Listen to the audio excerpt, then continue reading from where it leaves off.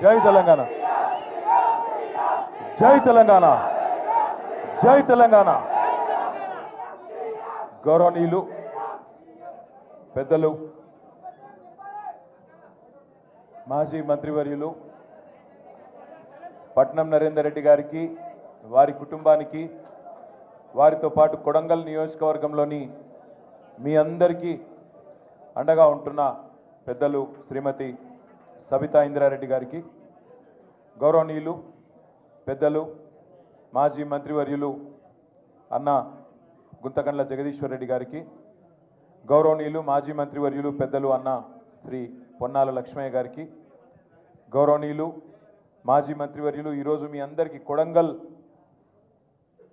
మా గులాబీ దండుకు సంఘీభావంగా మీకు మేము అందరం ఉన్నామని చెప్పనీకి వచ్చిన మాజీ మంత్రివర్యులు బాల్కొండ శాసనసభ్యులు అన్న గౌరవనీయులు ప్రశాంత్ రెడ్డి గారికి, అక్క కొడంగల్లో ఈ సంఘటన జరిగిన మరుక్షణం నుంచి అక్కడి గిరిజన బిడ్డలతో ప్రతిరోజు మాట్లాడుతూ వారికి అండగా ఉన్న మనందరి ఆడబిడ్డ మాజీ మంత్రి ఎమ్మెల్సీ శ్రీమతి సత్యవతి రాథోడ్ గారు, గౌరవనీయులు పెద్దలు మరొక 8 సంవత్సరాల సర్వీసు ఉండగా కూడా ఐపీఎస్ అధికారిగా అత్యున్నత స్థాయికి రాష్ట్రంలో కేంద్రంలో అవసరమైతే అధికారికంగా పోయే అవకాశం ఉన్నా 8 సంవత్సరాల సర్వీసును పక్కన పెట్టి నా తెలంగాణకు నేను సేవ చేస్తా, నా తెలంగాణకు న్యాయం చేసేది చేయగలిగేది కేసీఆర్ గారి నాయకత్వమే అని ఇవాళ ఇప్పటిదాకా స్ఫూర్తిదాయకంగా మీ ముందు ప్రసంగించిన పెద్దలు ఆర్ఎస్ ప్రవీణ్ కుమార్ గారు, గౌరవనీయులు కవి గాయకులు పాలమూరు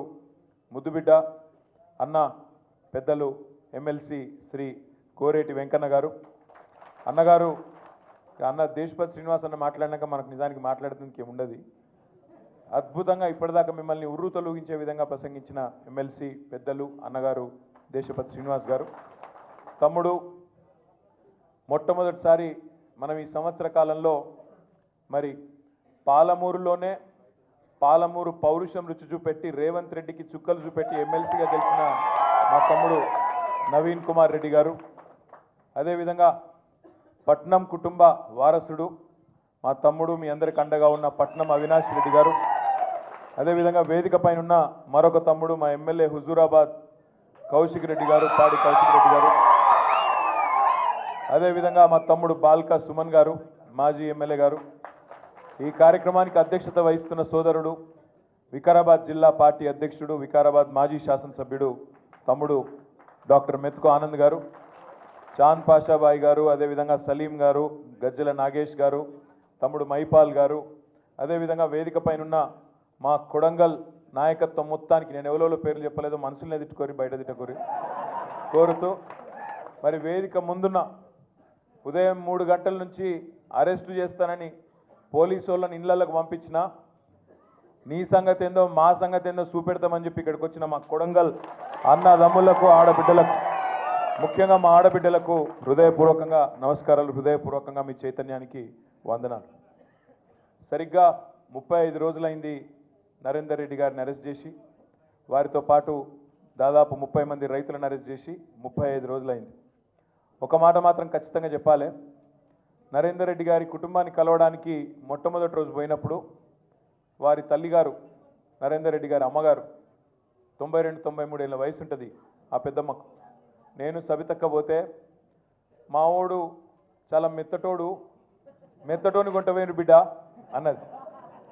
కానీ ఆ మెత్తటోడు రేపటి రోజున ఉక్కు మనిషి అయి రేవంత్ రెడ్డిని తుక్కు చేస్తాడు, ఖచ్చితంగా తుక్కు చేస్తాడు. మీ అందరి ఆశీర్వాదంతో కొడంగల్లో తుక్కు చేస్తాడు రేవంత్ రెడ్డిని. ఈ మాట మాత్రం పక్కా యాది పెట్టుకోమని చెప్పి నేను కోరుతా ఉన్నా.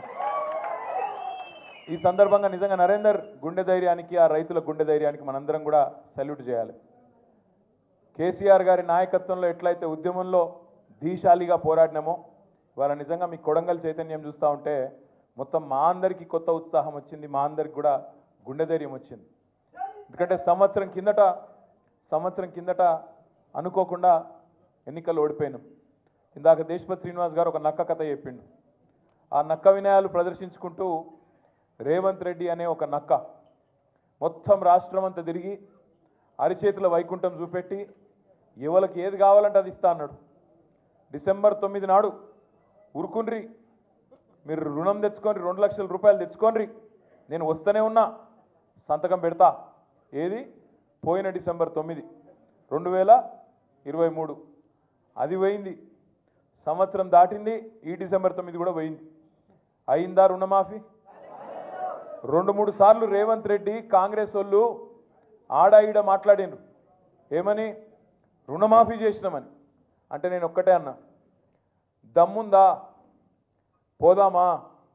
నీ సొంత ఊరు కొండారెడ్డిపల్లె పోదామా, నీ కాన్స్టిట్యున్సీ కొడంగల్ పోదామా, ఏడికి పోదామో రా. ఒక్క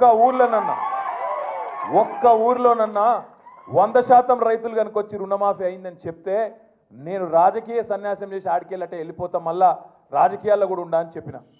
కానీ ఆయనకు కూడా తెలుసు, నాకు కూడా తెలుసు, మీకు కూడా తెలుసు, చూసేటోళ్ళు టీవీలలో చూసేటోళ్ళకు కూడా తెలుసు, రుణమాఫీ కాలే.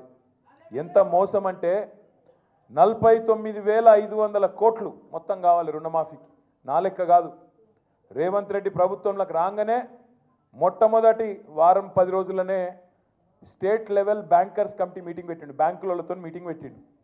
ఎంత కావాలి పైసలు రుణం మాఫీ చేసినందుకంటే? 2 లక్షల రుణం. వాళ్ళు చెప్పిర్రు 49,500 కోట్లు సార్ అని చెప్పారు. ఏమైందో ఏమో తెలియదు. 10-15 రోజులకు రేవంత్ రెడ్డి ఎక్కడో మాట్లాడుకుంటే చెప్తున్నాడు, ఒక్క సంవత్సరం మేము కడుపు కట్టుకుంటే చాలు 42,000 కోట్లు మాఫీ చేస్తా అన్నాడు. 7,000 కోట్లు అప్పటికే ఎగిరిపోయినాయి. 10 రోజులకే మార్చిన ఆయనతో 7,000 కోట్లు ఎగిరిపోయినాయి. ఒక 15-20 రోజుల తర్వాత క్యాబినెట్లో పెట్టిర్రు రుణమాఫీ అని. 42,000 కోట్లు ఆయనతో సడన్గా 31,000 కోట్లు అయింది. 11,000 కోట్లు అక్కడ పోయినాయి. మళ్ళా తర్వాత బడ్జెట్లో పెట్టిండ్రు, బడ్జెట్ 26,000 కోట్లే అన్నారు. మరి ఏడవైంద్ర నాయన 49,000 కోట్లు 26,000 కోట్లు ఎట్లయింది అంటే చెప్పేదానికి ఎవరు రెడీగా లేరు. ఆ 26,000 కోట్లలో కూడా ఈరోజు అరాచకం ఏంటంటే ఇప్పటి వరకు రైతుల ఖాతాల్లో పడ్డది 12-13,000 కోట్లు దాటలేదు. ఏ ఊళ్ళో కూడా 30-35% కంటే ఎక్కువ రుణమాఫీ కాలేదు. ఇది వాస్తవమా? ఎక్కడ కాలే, కొడంగల్లో కాలే, కొండారెడ్డిపల్లిలో కాలే, ఏ ఊళ్ళో కాలే తెలంగాణలో. కానీ సిగ్గు లేకుండా రాహుల్ గాంధీ నుంచి మొదలు పెడితే కింద ఉండే గల్లీలో ఉండే కాంగ్రెస్ కార్యకర్త దాకా అయిపోయింది మొత్తం చేసేసినాం, ఇంకేం లేదు చేయనికే. నేను అడుగుతున్నా, ఒక్కరోజు ఇవ్వాలని అధికారం ఉంది కాబట్టి, నేను టీవీలు చూపెడుతున్నాయి కాబట్టి, నువ్వు మొరుగుడు పేపర్లు రాస్తుండ్రు కాబట్టి ఏది పడితే అది మాట్లాడుతున్నావు. రేపు మళ్ళీ ఓట్ల కోసం రైతుల కాడికి పోయినప్పుడు పంచాయతీ ఎన్నికల్లో, జిల్లా పరిషత్ ఎన్నికల్లో ఇదే రైతులు నీకు బుద్ధి చెప్పరా, బుద్ధి చూపెట్టరా, వాళ్ళ సత్తా చూపెట్టరా అని యాడ్ చేసుకొని అడుగుతా ఉన్నా. ఎన్ని రోజులు అబద్ధాలతో గడుపుతావు? నువ్వే కదా చెప్పినావు. ఏమన్నావు నువ్వు? అన్నాడు కేసీఆర్ 10,000 ఇస్తున్నాడు బిచ్చమేసినట్టు, నేను 15,000 వేస్తా అన్నాడు. ఇప్పుడు ఆ 10,000 వేస్తుండా కనీసం? వానాకాలం రైతు బంధు ఎగ్గొట్టినాడు ఎవడు? రేవంత్ రెడ్డినా? అందుకే అన్నవస్త్రం కోసం వస్తే ఉన్న వస్త్రం పోయిందంటారు. అట్లా అయింది ఇవాళ తెలంగాణ రైతాంగం పరిస్థితి. బాధపడుతున్నారు. కొడంగల్లో కూడా రేవంత్ రెడ్డి ఓటేసిన ప్రతి రైతన్న బాధపడుతున్నాడు. రాష్ట్రంలో ప్రతి రైతు బిడ్డ అయ్యో బంగారం అసొంటి కేసీఆర్ ప్రభుత్వాన్ని పోగొట్టుకొని వీళ్ళని తెచ్చుకున్నాం, పాలిచ్చే బర్రెని ఇడిచిపెట్టుకొని తన్నే దున్నపోతుని తెచ్చుకున్నామని చెప్పి వాళ్ళందరూ బాధపడతా ఉన్నారు. ఇది వాస్తవం. రాష్ట్రంలో ప్రతి రైతు బాధపడుతున్నాడు. ఒక్కరు నువ్వు నేనని కాదు, రాష్ట్రంలో ప్రతి ఒక్కరు బాధపడుతున్నారు. ఇప్పుడు అక్క చెప్పింది, మేము హైదరాబాద్లో ఆడనో ఇన్నో తిరిగేటప్పుడు, ఊళ్ళలో పోయేటప్పుడు ఆపి అడుగుతున్నారు. మొన్న నేను గిడ అసెంబ్లీకి నుంచి వస్తున్నా, ఇంటికి ఆఫీస్కి వస్తున్నా, ఆడ సిగ్నల్ పడ్డది, ఆగితే పక్కకు ఒక ఆటో వచ్చింది. ఆటో వస్తే ఆయన హలో అన్నా అని చెప్పి నమస్తే అన్నాడు, అద్దం దించు అన్నాడు. దించగానే సాబ్ మేరా నామ్ మహమూదే అన్నాడు. कैसे हो भाई अन्ना? क्या हालत है साहब? बर्बाद हो गया सब कुछ। कहीं को क्या हो गया अन्ना? अरे इन्हों आके पूरा बर्बाद कर दिए सब। अन्ना का फिर क्या करना? अंटे कुछ करो ना साहब अन्ना। क्या करना? एक वोट का सजा 5 साल है ना भाई, क्या करना अन्ना? अंटे ఆయన ఏమన్నా డెరికానా మహమూద్? कोई तरकीब नहीं है क्या साहब? ఏం ఉపాయం లేదా అంటుండు. ఇది ఒక మహమూద్ ముచ్చట కాదు, ఇది రాష్ట్రంలో అందరి మనసులకు ఇదేముంది, ఏమైనా ఉపాయం ఉన్నదా ఈ సన్నాసి నాయన తోకలబడాలని.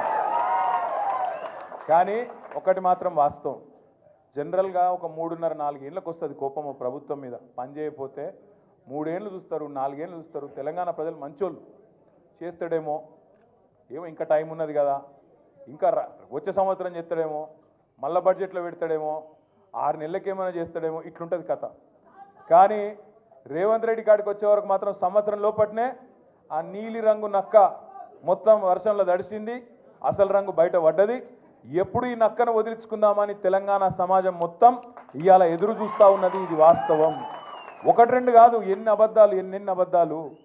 ఈ 6 గ్యారంటీలు 420 హామీలు నేను వాటి గురించి చెప్పా. ఫ్రీ బస్ అన్నాడు, తులం బంగారం అన్నాడు, స్కూటీ అన్నాడు, అన్నాడు, మశానం అన్నాడు, ఏది లేదు, ఉన్నదే పోయింది. ఉన్న రైతు బంధే ఎగ్గొట్టినోడు కొత్త ఏమని ఇస్తాడా? ఇలా ఊరికి అమ్మతోడు చెప్తున్నా, ఇంకొకడు అయితే ఇంకొకడు రేషం ఉన్న మనిషి అయితే ప్రజలు తిట్టే తిట్లకు ఎప్పుడో చచ్చిపోతుండే. రేవంత్ రెడ్డి కాబట్టి బతుకున్నాడు. పురాగా సిగ్గు తప్పినోడు, పురాగా ఇజ్జత్ లేనోడు కాబట్టి బతుకుతున్నాడు. కానీ ఇంకోడైతే ఎప్పుడన్నా ఆయన ఓ బకెట్ల నీళ్లు పోసుకొని ఆయన నీళ్ళలో దుంగి చచ్చిపోతున్నాడు. అరే రామ, ఏం తిట్టుడు అది? మేము కూడా విన్నాం, మస్తుగా విన్నాం. కానీ అవి ఏం తిట్లు నాయన? ఆడ మూసి ఒడ్డు పొంట పోయి ఇక్కడ గొట్టం వెట్టుడు ఆలస్యం, ఏడున్నాడు రమ్మను అని. అరే గంత కోపం ఏంద్రాబాయ్ అంట, మామూలు కోపం లేదు ఒక్కొక్కలకు. రమ్మను, ఇప్పుడు ఇక్కడ రమ్మను దమ్ముంటే. నిజంగా చెప్తున్నా, రేవంత్ రెడ్డి గారు కెమెరాలో చూస్తున్నావు, ఇక్కడ పోలీసు వాళ్ళు కూడా ఉన్నారు, నీ వాళ్ళు నాకు ఎరికే. రేవంత్ రెడ్డి యాది పెట్టుకో, యాడికి పోయినా ఒక 500-600 మంది సెక్యూరిటీని పెట్టుకుని, లేకపోతే మాత్రం ఈ బలగొట్టేటట్టున్నారు ప్రజలు. ఎక్కడికి పోయినా మాట్లాడతారు, అక్కడక్కడ డైలాగులు కొడుతుంటారు రేవంత్ రెడ్డి. మగోడి అయితే రా, అప్పుడప్పుడు ఆగురా అయ్యాను, మీలో లేదు చెవులలో మీలో లేదురా పోయి ఆగు. అక్కడక్కడ మాట్లాడుతుంటాడు. కేసీఆర్ దమ్ముందా అంటాడు.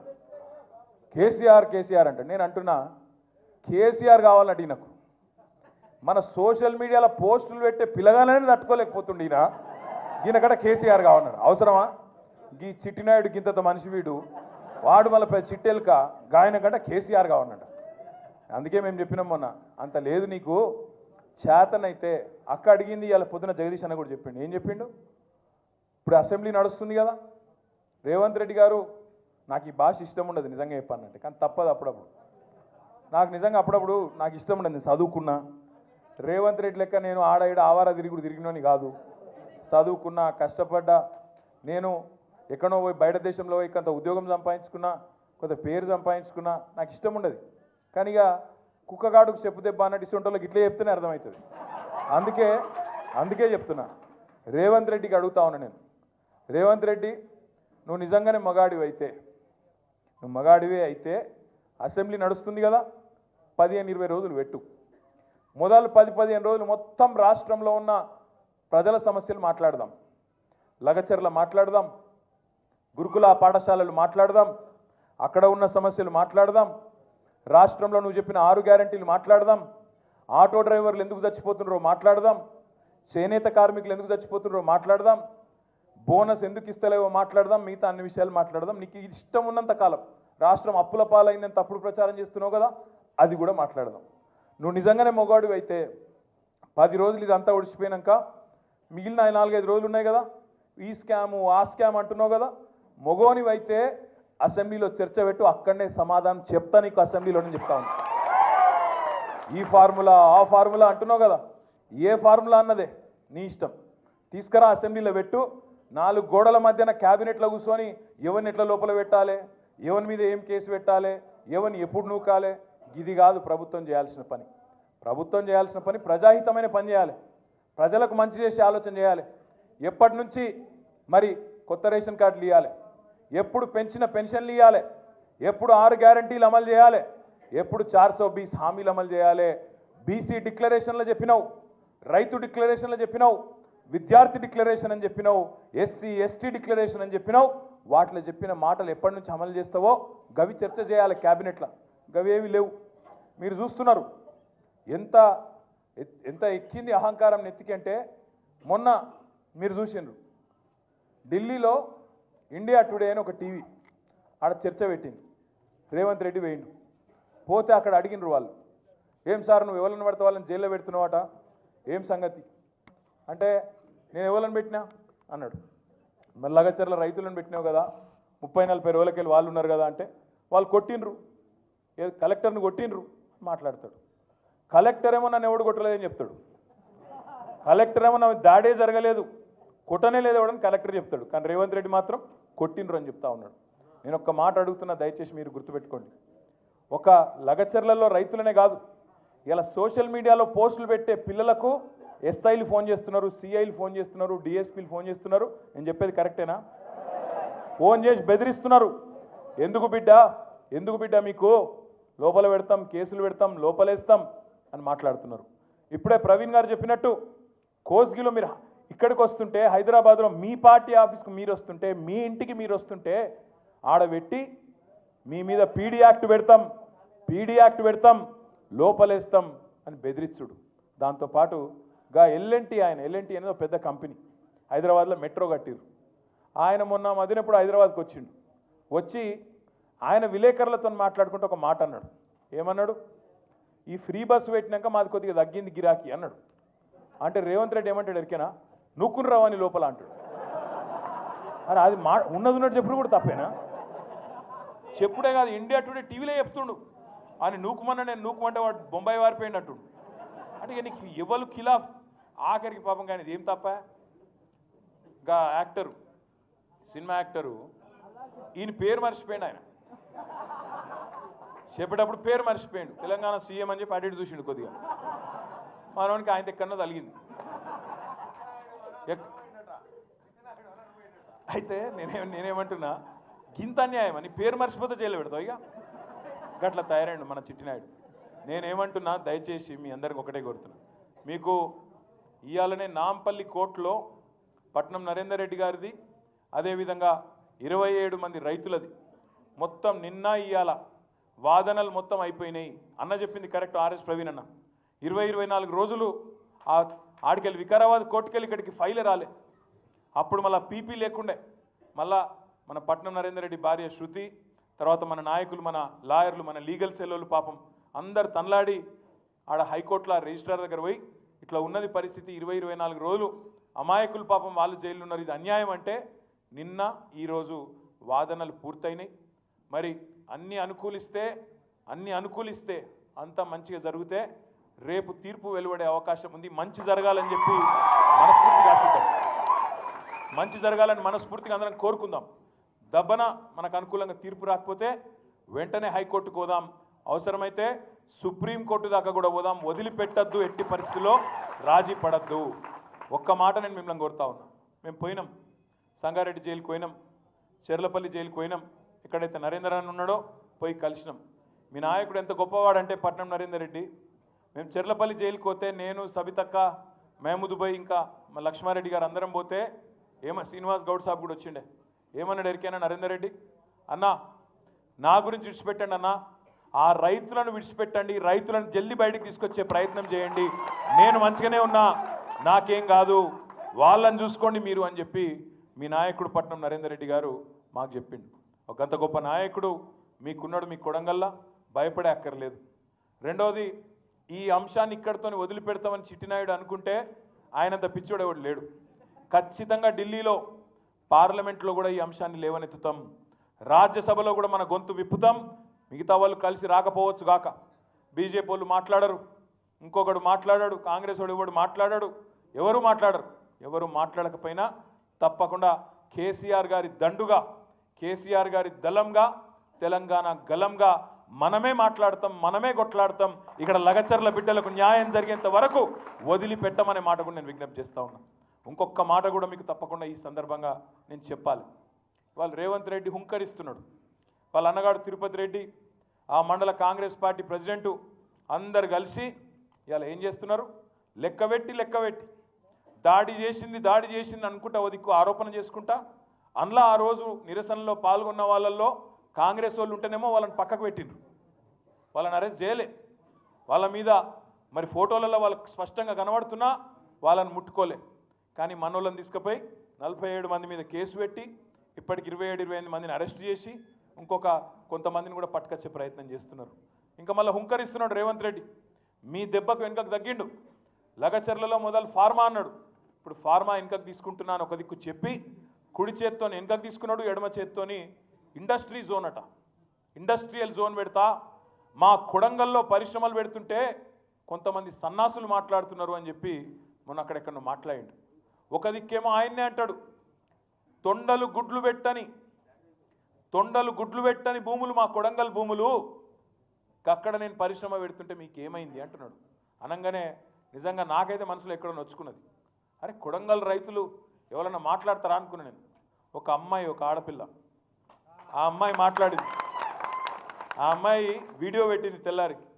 తొండలు గుడ్లు పెట్టవన్నావు కదా, మరి ఇది ఏందా అని వడ్లు ఇట్లా చేతిలో పట్టుకొని, ఇవేందా రేవంత్ రెడ్డిగో నేను చేన్లో నిలబడ్డా, ఇవేంటి వడ్లు కాదా, ఇవి తొండల గుడ్లా అని చెప్పి ఆమె అడుగుతుంటే మరి ఆ చైతన్యానికి నిజంగా కూడా సలాం కొట్టాలనిపించింది. ఇవాళ నేను మీతో మనస్ఫూర్తిగా కోరేది ఒకటే, వాళ్ళ అన్న ఉన్నాడుగా తిరుపతి రెడ్డి అనే ఒక అరాచక శక్తి, పోలీసు వాళ్ళని వేసుకొని అధికారులను వేసుకొని, వాడు మెంబర్ కూడా కాదు కనీసం, వాడేదో పెద్ద పీకుడు గల్లగా తిరుగుతున్నాడు అక్కడ. నేను ఆగది ఇది ఆగది ఇదేం మేము చూస్తాం. ఎవడు నువ్వు చెప్పేందుకు అసలు? నువ్వు వార్డు మెంబర్ కాదు, సర్పంచ్ కాదు, ఎంపీటీసీ కాదు, జెడ్పీటీసీ కాదు, కౌన్సిలర్ కాదు, ఏ పదవి లేదు. నువ్వు వచ్చి అంతు చూస్తాం, మేము ఖచ్చితంగా పెట్టి తీరుతాం, వెనుకకు దగ్గం. అసలు ఎవరు నువ్వు చెప్పేందుకు? ముఖ్యమంత్రి అన్న అయితే ఇక మొత్తం ఆ నియోజకవర్గానికి రారాజా, చక్రవర్త. అందుకే తిరుపతి రెడ్డికి కానీ ఇలా కాంగ్రెస్ నాయకులు ఎవరైతే అహంకారంతో విర్రవీగుతున్నారో వాళ్ళని ఒక్కటే ప్రశ్న అడగండి. అంటున్నాడు కదా రేవంత్ రెడ్డి, నేను కొడంగల్లో పరిశ్రమలు పెడుతుంటే మీకు ఎందుకు ఇబ్బంది అవుతుంది అని మాట్లాడుతున్నాడు. ఇలా కొడంగల్ భూములు ఎవరి కోసమో మీకు ఎరికే కదా, అదాని కోసం అల్లుని కోసం తీసుకుంటున్నాడు. అదాని కోసం అల్లుడి కోసం తీసుకుంటా ఉన్నాడు. అదాని సిమెంట్ ప్లాంట్ పెడతాడట, అల్లుడు ఫార్మా కంపెనీ పెడతాడట అక్కడ. నేను అందుకే మీకు నేను విజ్ఞప్తి చేసేది, తిరుపతి రెడ్డి వచ్చినా కాంగ్రెస్ వాడు ఎవడొచ్చినా వాళ్ళకు ఒక్కటే చెప్పండి, పరిశ్రమలు పెట్టి ఉద్యోగాలు ఇస్తా అంటున్నావు కదా, బాగా ప్రేమ ఉంది కొడంగల్ మీద అంటున్నావు కదా, మరి నీకు నీ సొంత నియోజకవర్గం రేవంత్ రెడ్డిది కొడంగల్ కాదు, అక్కడ అచ్చంపేట, కల్వకుర్తి, ఆ ప్రాంతం కల్వకుర్తి తాలూకా. రేవంత్ రెడ్డిని అడగండి, ఆయన కుటుంబాన్ని డిమాండ్ చేయండి, తిరుపతి రెడ్డిని అడగండి. మీకు ఇంత ప్రేమ ఉంటే మీరు ఒక పని చేయండి అన్న, మీకు వెల్దండలో 500 ఎకరాలు జాగుంది కదా, వెల్దండలో ఇప్పుడు అంటున్నావు కదా ఎకరానికి 20 లక్షలు ఇస్తా అంటున్నావు కదా, ఆ 20 లక్షలు ఏదో నువ్వు తీసుకో, 5 లక్షలు మా బీఆర్ఎస్ పార్టీ నుంచి మేము ఇస్తాం నీకు, ఆ భూములలో పెట్టు నువ్వు పరిశ్రమ, అదాని పరిశ్రమ తెచ్చి గన్ల పెట్టు, అనవసరంగా మాకొద్దు ఈ దరిద్రం అని చెప్పండి గట్టిగా. ఎందుకంటే సొంత ఊరు మీద ప్రేమ ఉండాలి కదా, మీ మీద ఇంత ప్రేమ కురిపిస్తున్నానికి సొంత ఊరు మీద కూడా ప్రేమ ఉండాలి కదా, కల్వకుర్తి తాలూకా మీద. అక్కడ పెట్టు మరి నీ భూములలో. రైతులకు ఇస్తానంటున్నావు కదా 20 లక్షలు, నువ్వు తీసుకో 20 లక్షలు, మీదికెళ్ళి 5 లక్షలు బీఆర్ఎస్ పార్టీ నుంచి మేము ఇస్తాం. 500 ఎకరాలు అంటున్నావు కదా, ఎకరానికి ఒక 5 లక్షలు ఇస్తాం, తీసుకో. చేస్తాడా ఈ పని రేవంత్ రెడ్డి? ఇస్తాడా ఆయన భూమి? ఆయన భూమి ఇయ్యడంట, కానీ పేద రైతుల భూములు, గిరిజనులు, దళితులు, బీసీలు, నేను కలిసిన అందరినీ. అందులో ఒక పిల్లగాడు పంచాయతీ సెక్రటరీ ఉన్నాడు, ఆయనను కూడా తీసుకుపోయి లోపల వారేసారు, రాఘవేంద్ర యాదవ్ ఆ పిల్లగాని పేరు. నేను అడిగిన, నువ్వేడికెళ్ళి వచ్చినారో భయం అన్న, నేను డ్యూటీకి పోయినా ఈ ప్రభుత్వమే చెప్పింది కులగణన చేయమని చెప్పింది, నేను ఎక్కడో పక్క మండలంలో పనిచేస్తున్నా, ఊరికి వచ్చినాక సాయంత్రం నన్ను కొంట పోయినరు. అరే నిన్నెట్లా తీసుకుపోయిన రాబోయే అంటే, నేను చూడన్నా నేను ఆడ పోయి వచ్చినా, అయినా కూడా నన్ను కూడా తీసుకొచ్చిరన్నా అని చెప్పిండు. ఒక ఆయననే కాదు, ఇలా కేవలం దళితులు గిరిజనులే కాదు, విష్ణువర్ధన్ రెడ్డి అని ఒక ఆయన ఉన్నాడు, ఆయనకు కూడా 25 ఎకరాలు 30 ఎకరాల పొలం ఉందంట, ఆయనను కూడా పట్టుకపోయినారు. ఈ కులం ఆ కులం అని కాదు, రైతు కులం ఉండదు. ఆ రైతులను ఇవాళ చెరబట్టి, ఆ రైతులను జైల్లో పెట్టి, నేను భూమి నా భూమి నేను ఉంచుకుంటా అన్న ఒకే ఒక్క పాపానికి 35 రోజులు జైలా. మరి ఇట్లాంటి దుర్మార్గుని మనం క్షమించవచ్చా? నేను మిమ్మల్ని మనస్ఫూర్తిగా కోరేది ఒకటే, వాళ్ళు నిజంగా పట్నం నరేందర్ రెడ్డి గారు ఇంతమంది మిమ్మల్ని అందరినీ తయారు చేసిండు. నిజంగా ఈ సందర్భంగా పట్నం నరేందర్ రెడ్డి గారికి కూడా ఒకసారి గట్టిగా చప్పట్లతో వారికి మనందరం అభినందనలు చెప్పాలి.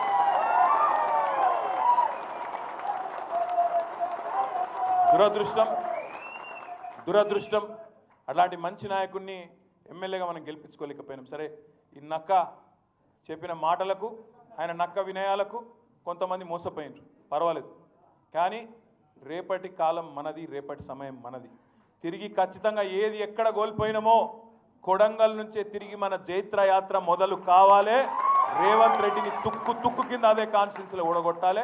దానికి మనం ఈ రోజు నుంచి ఒక్కొక్కలం ఆ లగచర్ల రైతుల కష్టం సాక్షిగా, వాళ్ళను జైల్లో పెట్టి ఏడిపించిన ఆడబిడ్డలను ఏడిపించిండు కదా, ఆ కన్నీళ్ళ సాక్షిగా ఒక్కొక్కలం కేసీఆర్ లాగా కదులుదాం. తెలంగాణ ఉద్యమంలో కేసీఆర్ ఎట్లా కదిలిండో ఒక్కొక్కరం కొడంగల్లో అట్లే కదులుదాం. మీ అందరికీ నేను ఒకటే మాటిస్తా ఉన్నా, రేపు 90% బెయిల్ వచ్చే అవకాశం ఉందని లాయర్లు చెప్తున్నారు. వస్తే సంతోషం, వస్తే సంతోషం. దబ్బన రాలేదనుకో నిరాశ పడకండి, నిరుత్సాహపడకండి, అయ్యో ఇట్లా అని చెప్పి ఆగం కాకండి. కొట్లాడదాం. ఇమ్మీడియట్గా ఎల్లుండే హైకోర్టు కోతాం. హైకోర్టులో ఎంత బెస్ట్ లాయర్ను పెట్టాలనో వాళ్ళని పెడతాం. మీకోసం కొట్లాడతాం, ఇడిచిపెట్టాం, ఎక్కడి దాకైనా పోతాం. మీ విషయంలో మీరు అనుమానం పడద్దు. రేపు ఖచ్చితంగా కొడంగల్లో మాత్రం ఈరోజు ఏదైతే నిర్బంధం పెట్టి నేనేదో నియంతను, నేనేదో రారాజును, చక్రవర్తిని, శాశ్వతంగా కొడంగల్కు నేనేదో రాజును అని రేవంత్ రెడ్డి అనుకుంటున్నాడో, కొడంగల్ సత్తాను, కొడంగల్ పౌరుషాన్ని మాత్రం రేపటి రోజున చూపెట్టాల్సిన బాధ్యత మనందరి మీద ఉన్నది. 2018లో ఒకసారి మీరు చూపెట్టింది, కానీ తప్పు మేం చేసినాం. ఏం తప్పు చేసినాం? ఆడ మీరు తన్నుడు అంతే, ఇక్కడ వచ్చి మల్కాజ్గిరిలో పడ్డాడు. ఇక్కడ గెలవనీయకపోతే ఇలా లొల్లే ఉండబోతుండే. 5,000 ఓట్లతో అడిమారి గుడి దెబ్బలో గెలిచిండు. ఇక గెలిచినాక ఇప్పుడు ఈ దరిద్రం చుట్టుకునేది మనకు. నేను మీ అందరికి ఒకటే కోరేది, ఎక్కువ టెన్షన్ పడకండి. మీకు మా తమ్ముడు అవినాష్ రెడ్డి కానీ, అదేవిధంగా మిగతా కొడంగల్ నాయకులు, మండల ప్రెసిడెంట్లు కానీ, ఇంకా మిగతా నాయకులు కానీ అందరూ కూడా మీకు అండగా ధైర్యంగా ఉంటారు. నవీన్ ఉన్నాడు, ఇంకా చాలామంది మన జిల్లా నాయకులు కూడా ఉన్నారు. మన అక్క సబితా ఇంద్రారెడ్డి గారు ఉన్నారు, సత్యవతి గారు ఉన్నారు. మీరు ఎప్పుడు పిలిచినా తప్పకుండా. ఇప్పుడు 2 రోజుల నుంచి శాసనసభలో కూడా మీదే నడుస్తూ ఉన్నది, కౌన్సిల్లో మీదే నడుస్తున్నది. 2 రోజుల నుంచి కొడంగల్ తప్ప వేరే మాట ముచ్చట లేనే లేదు. ఇవాళ పొద్దున కొడంగల్ రైతులకు బేడీలేసి సంఖ్యలేసిన దానికి సంఘీభావంగా మన ఎమ్మెల్యేలు కూడా బేడీలు వేసుకొని కదులుతుంటే, దేశంలో ఇవాళ ఉండే ఇంగ్లీష్ ఛానళ్లతో సహా జాతీయ మీడియా కూడా ప్రముఖంగా చూపెడతా ఉన్నది.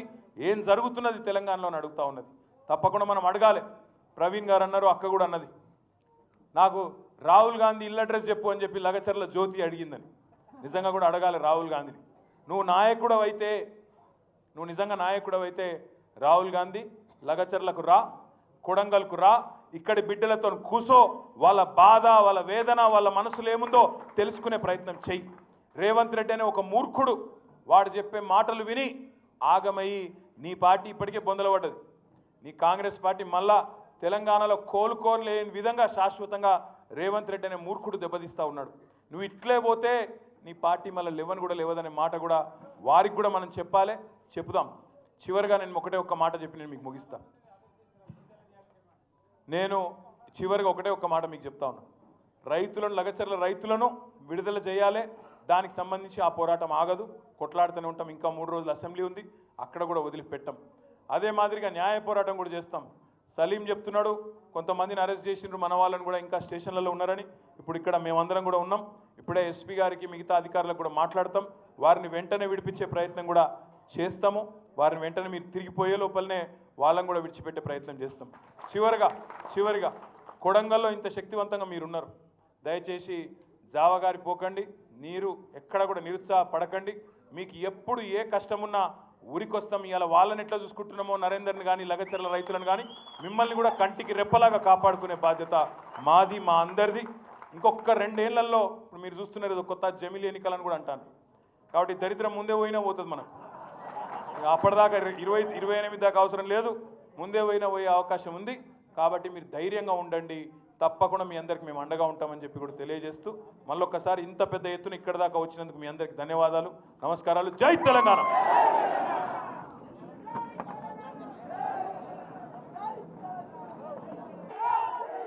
జై తెలంగాణ, జై తెలంగాణ, జై తెలంగాణ. గౌరవనీయులు పెద్దలు